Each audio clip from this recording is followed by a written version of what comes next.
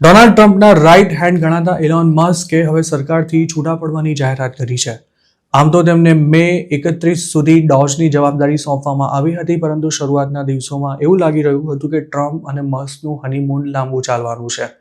જોકે જે રીતે અને જે સ્થિતિમાં અમેરિકાના આ બંને ધુરંધરો છૂટા પડ્યા છે, તેને લઈને હવે અનેક સવાલો પણ ઉઠી રહ્યા છે. ખાસ તો ટ્રમ્પના કહેવા પર મસ્કે સરકારના ખર્ચા ઘટાડવા માટે મોટા પાયે શરૂ કરેલા કોસ્ટ કટિંગનું શું થશે તેના પર પણ સૌની નજર છે. મસ્કની ડોજના કહ્યા અનુસાર ડોનાલ્ડ ટ્રમ્પની સરકારે હજારો ફેડરલ કર્મચારીઓને છૂટા કરી દીધા હતા, જેને લઈને મસ્ક સામે લોકોનો રોષ પણ ભભૂકી ઉઠ્યો હતો અને ઘણી જગ્યાએ તેમની ટેસ્લા કાર્સ તેમજ તેના શોરૂમ્સમાં ભાંગફોડ કરવાની સાથે સાથે આગચંપી પણ કરવામાં આવી હતી. એટલું જ નહીં, અમેરિકા સિવાય યુરોપમાં પણ તેમનો ધંધો ડાઉન થઈ ગયો છે અને ટેસ્લાના શેર્સ પણ એક સમયે રોજે રોજ નવું તળિયું બનાવવા લાગ્યા હતા. પોતાની વિદાયની જાહેરાત કરતા alone Maske social media platform x પર એવું લખ્યું હતું કે સ્પેશિયલ ગવર્મેન્ટ એમ્પ્લોય તરીકે મારો સમય પૂરો થઈ રહ્યો છે. પ્રેસિડેન્ટ ટ્રમ્પનો આભાર માનતા મસ્કે જણાવ્યું હતું કે તેમણે મને સરકારનો બિનજરૂરી ખર્ચ ઘટાડવાની તક આપી. મસ્કે આશા વ્યક્ત કરી હતી કે સમય જતાં ડોજ મિશન વધુ મજબૂત બનશે. એલોન મસ્કની આ પોસ્ટ પરથી એક અટકળ એવી પણ છે કે તેમના ગયા બાદ પણ ડોજ કાર્યરત રહેશે, પરંતુ તેનું સ્વરૂપ અને મહત્વ કેટલા રહેશે તે આવનારો સમય જ જણાવશે. ટ્રમ્પ એડમિનિસ્ટ્રેશનના પહેલા 4 મહિનામાં મસ્કના નેતૃત્વ હેઠળ ડોજે ફેડરલ સરકારમાં ભારે ઉથલપાથલ મચાવી હતી. ટ્રમ્પના પ્રથમ 100 દિવસમાં ઓછામાં ઓછા 1,21,000 ફેડરલ કર્મચારીઓને ઘર ભેગા કરી દેવામાં આવ્યા હતા અથવા તેમને છટણી માટે ટાર્ગેટ કરાયા હતા, જ્યારે હજારો એમ્પ્લોઈઝે બાયઆઉટ ઓફર્સ સ્વીકારી લઈ નોકરી છોડી દીધી હતી. આ ઉપરાંત ફેડરલ ગ્રાન્ટ અને પ્રોગ્રામ્સમાં પણ ધરખમ ઘટાડો કરવામાં આવ્યો હતો.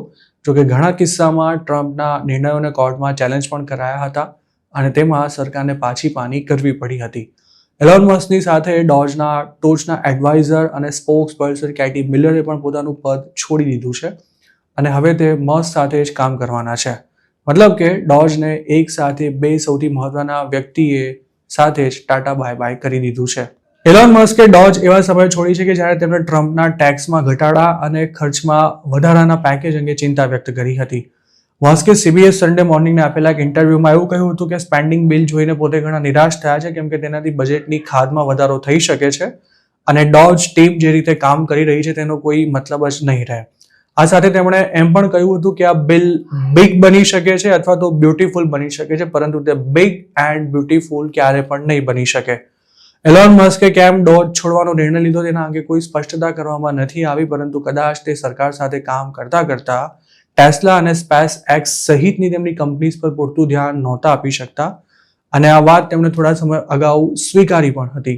ટેસ્લાનું વેચાણ પણ 12 વર્ષમાં પહેલીવાર ઘટ્યું છે અને સાથે ચાઇનીઝ EV મેકર BYD તરફથી તેને મજબૂત ટક્કર મળી રહી છે. મસ્કે ગયા અઠવાડિયે જાહેરાત કરી હતી કે પોતે ભવિષ્યમાં પોલિટિક્સ પર ઓછા પૈસા ખર્ચ કરવાની યોજના ધરાવે છે. મસ્કે અગાઉ નવેમ્બરમાં ટ્રમ્પ અને GOP કોંગ્રેસના ઉમેદવારોને ચૂંટવામાં મદદ કરવા માટે $290 મિલિયન પણ વધુનો ખર્ચ કર્યો હતો. મસ્ક સાથે જોડાયેલા ગ્રુપ્સે આ વર્ષની શરૂઆતમાં વિસ્કોન્સિન સુપ્રીમ કોર્ટની ચૂંટણીમાં $20 મિલિયન જેટલો ખર્ચ કર્યો હતો, પરંતુ તેમ છતાંય તેમની પસંદગીના કેન્ડિડેટની હાર થતાં ડોનાલ્ડ ટ્રમ્પ અને એલોન મસ્ક બંને માટે ક્ષોભજનક સ્થિતિ પણ સર્જાઈ હતી.